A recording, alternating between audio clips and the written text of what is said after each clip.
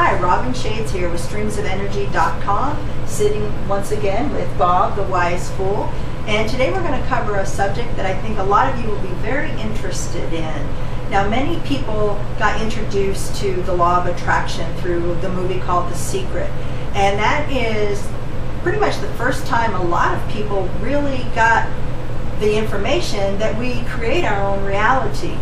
Now, that was a really good movie. It helped a lot of people. However, there's so much more to that. And it just is a subject that never ends. And who better to talk about a subject that never ends than Bob? The man who has no answers. So, Bob, how would you explain the fact that we all create our own reality? Well, the nature of reality is created by mind. But the deeper question is, what is reality? One of my favorite sayings is that we see the dancer and think they are crazy because we don't hear the music. Ah, yes. And so reality is what people agree on it to be. And so there are certain elements of reality that are very based in ideas and very based in perception. But there are deeper realities that it doesn't really matter what you think about them. They are the way they are.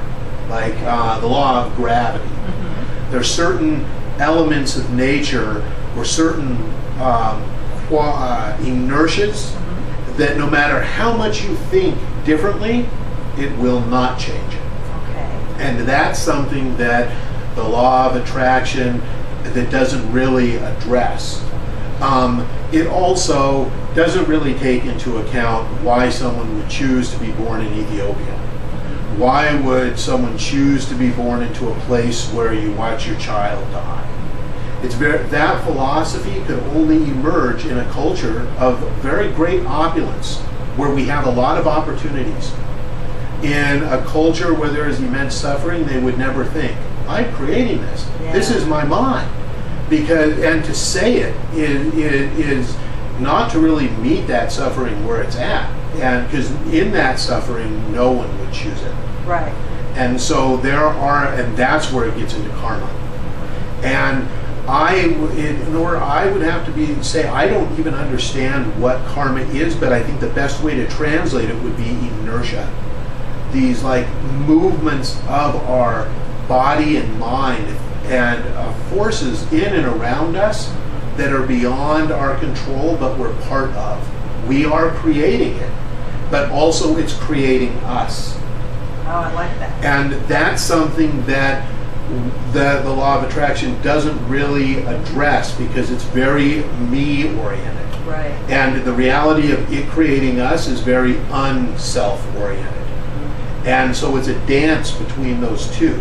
Basically, every experience that we have on an internal and external level, it all relates to the three spheres: the self, the environment or the subject, the object, and the interplay between the subject and object. This dance of three spheres is actually one thing, but it's perceived as being three separate processes: me, it, and the play between the two. And the process of one reality co-creating the other is a wonderful process. But when both of these collapse into oneness, then it enters into other dynamics. And that is beyond what we have control over. That's where surrender is involved. That's where letting go is involved. And that's not, a lot of the philosophy in The Secret doesn't really address letting go. Right. It's much more control and yang oriented as opposed to yin oriented. The surrender, the, allowing, yeah, the acceptance. And the allowing is the hardest part because there is no control. It is the hardest part. Ultimately, every philosophy in the world, I think, boils down to surrender. They're all pointing towards it, but most of them distract themselves from it with intellectual ideas and beliefs. And so the people get more caught in thinking than in the process of what surrender actually means. You can really experience the hardness of surrender just by sitting still.